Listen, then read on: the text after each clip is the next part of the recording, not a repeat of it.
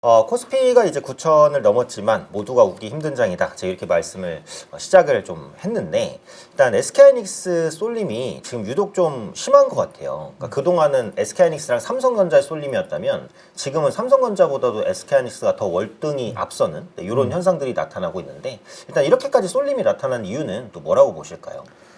일단 이제 연준에서 이번에 그 의장이 바뀌지 않았습니까? 맞습니다. 그래서 이 케빈 워시가 취임을 하고 나서 아무래도 새로운 인물이다 보니까 한국 같은 경우에도 이제 총재님이 바뀌기도 하고 이랬는데, 이렇게 이제 그 중앙은행, 특히 이제 연준의 연준 의장이 이제 좀 바뀌는 이벤트가 워낙에 크다 보니까 여태까지 이제 파월 연준 의장의 스탠스랑은 많이 다를 것이다라는 예상들이 있기도 했었고, 새로운 연준 의장이 어떻게 이제 액션을 취할까에 대한 좀 이목이 집중된 게 사실이었어요.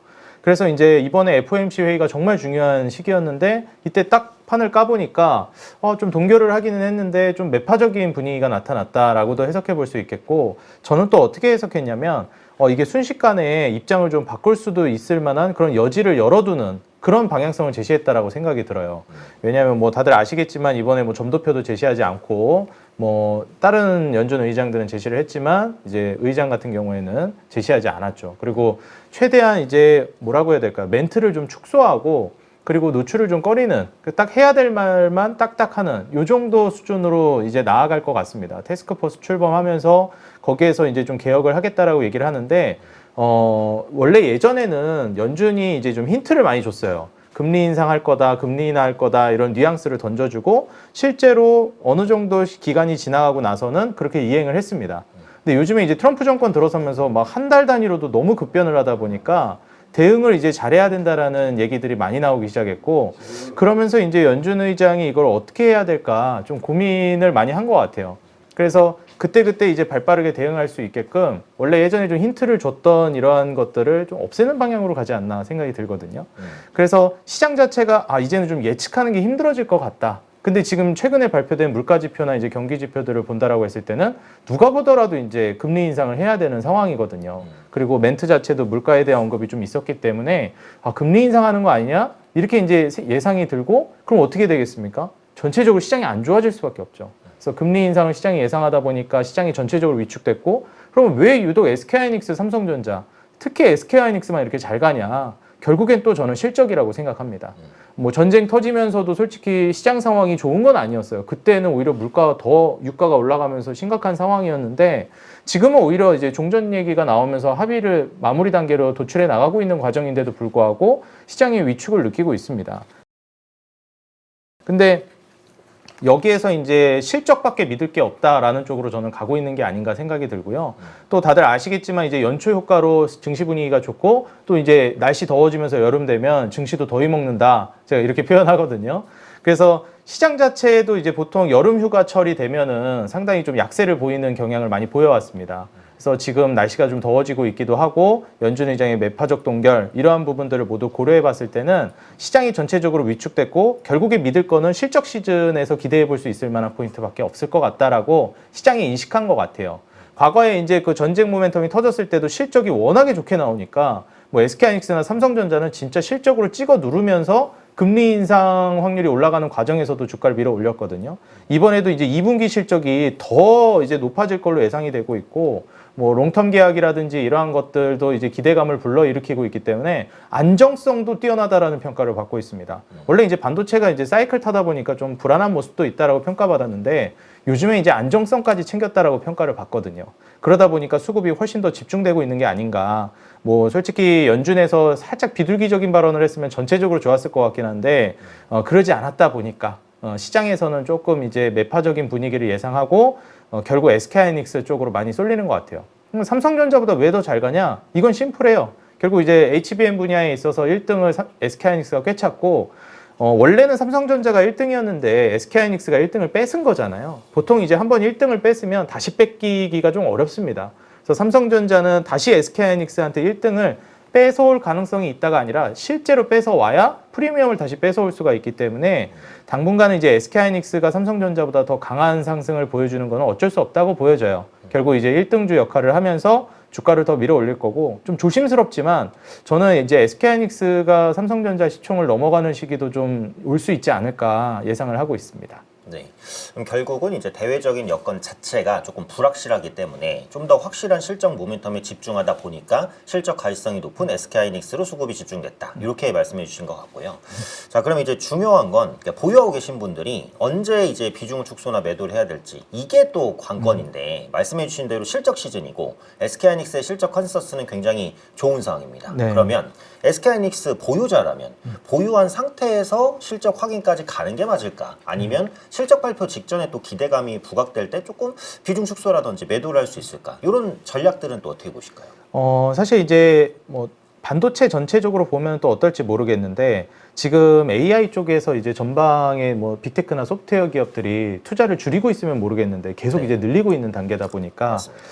아무래도 이제 당분간은 계속해서 보유해서 가시는 게 저는 좋지 않을까 생각이 들고요. 주가가 이제 기술적으로 워낙에 많이 올랐다 보니까 와 이거 좀 부담된다. 또 혹시 이제 금리 인상 기조로 가게 되면 그때부터는 이제 또 많이 위축되지 않겠는가 이런 기대감이 좀 기대감이라기보다 우려감이 좀 나오고 있거든요. 근데 이제 우리가 일반적으로 조금 보수적이라고도 평가하기도 하는 노무라 증권에서도 목표가를 뭐 이전에 300만 원대부터 얘기를 했지만은 400만 원 얘기 나오더니 이제 500만 원까지 목표가를 올려잡았습니다. 이제 SK하이닉스가 이제 목표가가 500만 원이 나온다라는 것은 지금 300만 원이 안 되는 수준이거든요. 그럼 보수적으로 뭐 350만 원 내지 400만 원까지는 그래도 충분히 달성 가능한 숫자라고 보여져요. 그래서 절대적으로 이제 그러면은 뭐 증권사 목표가만 보고 가서 이제 뒤통수 맞는 거 아니냐, 그게 뭐 어떻게 다 맞냐 할 수 있는데 결국에 그렇게 목표가 상향이 이루어진다라는 것은 첫 번째로 우리가 어떻게 해석해 볼 수 있냐면 일단 투심이 개선된다라고 볼 수가 있어요. 단순히 목표가 상향한다고 해서 무조건 올라가는 건 아니지만 일반적으로 개인 투자자들의 유입이 끊이지 않을 수 있고 기존에 매도하려던 사람들도 목표가 상향이 이루어졌어? 팔려다가도 안 팔거든요.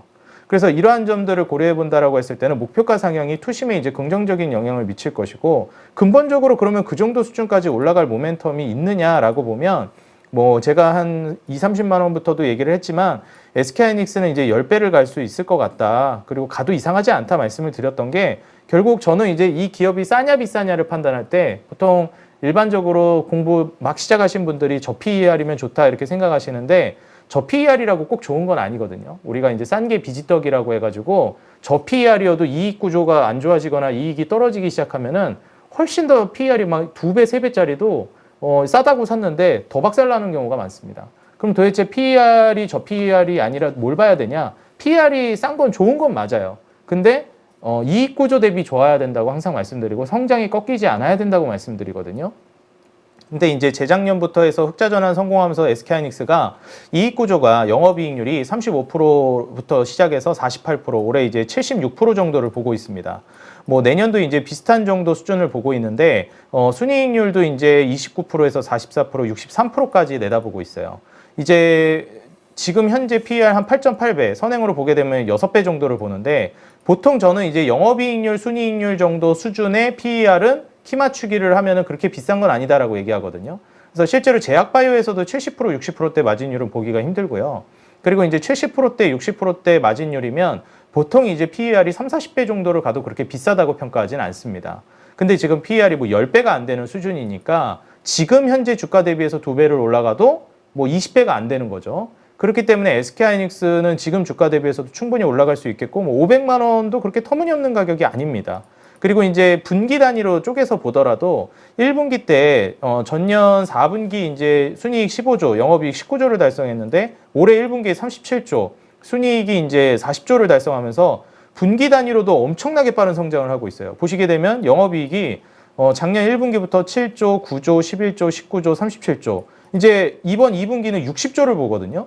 성장 캐파 자체가 올해 2분기까지 엄청 빠릅니다. 그렇다고 뭐 3분기, 4분기가 꺾이는 것도 아니에요. 근데 올해 2분기까지 이제 성장 속도 자체가 그리고 그 규모 자체가 굉장히 이제 광폭 성장을 좀 하고 있다. 이렇게 볼 수 있는 단계입니다. 그래서 2분기 실적은 물론 3분기, 4분기 실적도 기대되는데 훨씬 더 기대가 많이 되는 시기라고 저는 보고 있어요. 그래서 이번에 2분기 실적 발표를 하더라도 3분기, 4분기 실적도 계속 기대되고 앞서 말씀드렸듯이 롱텀 계약이 어느 정도 잡혀나가고 있는 단계이기 때문에 과거보다는 이제 반도체 사이클 자체가 훨씬 더 안정감을 가졌다라고 평가를 합니다. 실적을 어느 정도 깔아놓고 시작하는 거니까요. 그래서 이제 SK하이닉스 같은 경우에는 지금 구간에서는 목표가 한 최소 400만 원 정도까지는 보면서 가시는 게 좋을 것 같고 400만 원이라고 해서 그냥 매도를 한다기보다는 거기에서 상황을 보고 더 올라가는 여지가 이제 보인다라고 하면 굳이 매도하실 필요는 없지 않을까. 그리고 지금도 신규 매수하는 게 그렇게 저는 부담되는 자리라고 보여지지는 않습니다. 네. 그래서 이익에 대한 가시성이 굉장히 확실하고 영업이익률도 잘 지키는 게 맞기 때문에 실적 발표 전까지 일단은 추가적인 상승을 노리면서 가져가 보자 이렇게 말씀을 해주셨습니다. 자, 그럼 이제 초반에 말씀을 하셨던 게 그 금리 관련된 불확실성 얘기가 있었어요. 그러니까 제가 이번에 캐비너시 의장을 봐도 좀 매파적으로 보였는데 네. 또 시장에서는 유가 떨어지니까 금리 인상은 없을 것이다 이렇게 또 보기도 하고 약간의 이제 엇박자가 있는 것 같기도 한데 이런 금리 관련된 리스크가 이 반도체주의 성장이라든지 주가에 좀 악영향을 끼칠 가능성 그런 부분들은 어떻게 보실까요? 일단 이제 금리에 대한 제 개인적인 생각이 좀 지금 대중하고는 조금 다르기는 해요. 왜냐면은 금리 인상을 많이 바라보고 있긴 하잖아요. 네. 지금 주류는. 근데 저는 이제 금리 인하까지는 아니어도 그래도 좀 완화 기조가 아직 가능성은 그래도 남아있다라고 생각은 하거든요. 왜냐면은 작년 같은 경우에도 관세 때문에 금리 인상 확률이 굉장히 올라가기도 했고 이랬기 때문에 결국에 이제 연말로 돌아서면서 관세가 조금씩 해결이 돼 나가니까 금리 인하를 전개했거든요. 근데 이제 이번에는 조금 다르다라고 보여지는 게 실적이 너무 좋게 나오고 경기 지표들도 좋게 나오다 보니까 작년 관세 때랑은 좀 다르기는 한 것 같아요. 그래서 저는 원래는 이제 금리 인하를 내다보고 있었는데 이번 전쟁을 계기로 해서 물가가 많이 올라가고 그리고 생각보다 좀 경기 지표들이 괜찮게 나오다 보니까 저도 솔직히 금리 인하 스탠스였는데 금리 인상 확률이 엄청 올라가면서 살짝 좀 마음이 중립으로 가긴 했어요. 근데 그렇다고 해서 금리 인상이라고 저는 완전히 지금 단정을 짓고 보고 있진 않거든요. 네. 왜냐하면은 일단 첫 번째가 전쟁이 이제 종전으로 거의 마무리 매듭을 지어나가는 단계이기 때문에 유가가 굉장히 빠르게 안정이 됐고 지금보다 더 안정될 걸로 예상이 됩니다. 네. 아무래도 호르무즈 해역 개방이 이제 완전히 진행되면서 바로 이제 안정화가 되진 않겠지만 아무래도 이제 그 원자재들이 선행해가지고 반영을 할 가능성이 높다 보니까 70불 아래로 충분히 떨어질 수 있을 것 같아요. 근데 그렇게 되면 이제 물가가 여태까지 이번 달에 발표한 거는 지난달 자료를 발표하는 거니까 네. 생산자 물가 지수나 소비자 물가 지수가 굉장히 크게 나오기는 했는데 다음 달이나 이제 다다음 달로 가면서 이 물가 지표들이 많이 또 떨어질 걸로 보여집니다. 그래서 이번 달이 최고점을 찍은 수준이라고 보고 있고 그리고 이제 유가가 올라가다 보니까 휘발유 가격이 많이 올라가서 미국의 이제 주유소 매출이라든지 이런 것들이 많이 늘기도 하고 그러면서 이제 소비가 생각보다 이번에 너무 좋게 나와 버렸어요. 근데 이제 이 소비라는 것도 일단은 이제 유가가 올라가고 휘발유 가격이 올라간 게 어느 정도 영향을 미쳤기 때문에 사실 시간이 지나가게 되면 좀 그 소비가 지금은 굉장히 좀 좋아 보이긴 하는데 좀 민낯을 드러낼 거라고 봅니다. 왜냐면은 또 정부에서 세금 환급금도 이번에 나오지 않았습니까? 그래서 트럼프가 작년부터 이제 세금이 다시 돌아올 거다 하면서 뭐 호언장담해서 또 세금 환급금이 들어왔는데 이게 이번에 좀 뭐 저소득층 같은 경우에 여유가 잘 없잖아요. 근데 물가가 올라가다 보니까 세금 환급금을 좀 많이 쓴 것 같습니다. 그래서 하위 소득계층 한 25% 정도? 이 정도는 거의 세금 환급금 60% 정도를 이미 다 썼다라고 평가를 받고 있어서 이제 뭐 다음 달, 다다음 달 시간이 지나면서 이제 세금 환급금도 서서히 이제 소진이 될 텐데 그러면 그때부터는 소비를 어떻게 떠받칠 것이냐 좀 이런 우려가 있긴 합니다. 물론 유가가 떨어졌기 때문에 다시 또 가격이 안정되면 괜찮아질 것이다 할 수는 있는데 그것도 이제 좀 시간차가 있다 보니까 소비 지표가 지금 생각하는 것처럼 좋지 않을 수 있고 물가 지표가 지금 보는 것처럼 높지 않을 수 있다라고 봐서 연준도 그런 걸 열어둔 것 같아요. 당장에 이제 딱 지표만 놓고 봤을 때는 누가 봐도 금리 인상을 해야 될 것 같아서 금리 인상을 시사해야 될 것 같은데 상황이 또 이제 시간이 지나면 또 바뀔 수 있기 때문에 언제든지 금리 인하로 입장 바꿀 수 있어라는 거를 좀 열어둔 게 아닌가. 그리고 또 장기적인 그 연준 점도표를 보더라도 그래도 길게 봤을 때는 금리가 이제 떨어지는 거를 어느 정도 산정하고 있어서 잠시 이제 금리를 올렸다가 또 다시 내린다. 왠지 그럴 것 같지는 않아요. 좀 이제 상황을 지켜보고 물가 안정되고 그 다음에 경기 지표들이 어떻게 진행되는지를 한 수개월 정도 더 지켜보지 않을까. 저는 그렇게 봐서 지금은 금리가 인상될 것이다 혹은 인하할 것이다 이거를 어느 한쪽으로 딱 특정 지어가지고 투자 전략을 짤 때는 아닌 것 같아요. 그래서 앞서 말씀드렸듯이 지금은 결국에 믿을 건 실적밖에 없지 않나. 그래서 사이클이 좀 돌아서면서 실적을 지금은 금리가 인상될 것이다 혹은 인하할 것이다 이거를 어느 한쪽으로 딱 특정 지어가지고 투자 전략을 짤 때는 아닌 것 같아요. 하지만 그것은 앞으로 지금은 결국에 믿을 건 실적밖에 없지 않나. 그래서 사이클이 좀 돌아서면서 실적을 이제 개선시키는 그런 섹터 위주로 투자 전략을 짜시는 걸 좀 권장드리고 싶습니다. 요즘 시장 매일매일 다른 이유로 흔들리고 있습니다. 시장의 난이도가 개인 투자자들에게 더 어려워졌습니다. 탄탄한 전략과 준비가 필요한 시점입니다. 그래서 새 전문가가 개인 투자자에 맞춰 3단계로 설계했습니다. 커리큘럼별로 탄탄하게 집중하는 이론, VOD에서 배운 것을 실제로 적용하는 시간, 내 것으로 체화하는 전문가별 과제 운영, 개인 투자자에게 더 혹독해진 시장, 배우고 써먹고 내 것으로 만들 때까지 끝까지 함께합니다. 저희와 함께 해보시죠. 분명 달라지실 겁니다.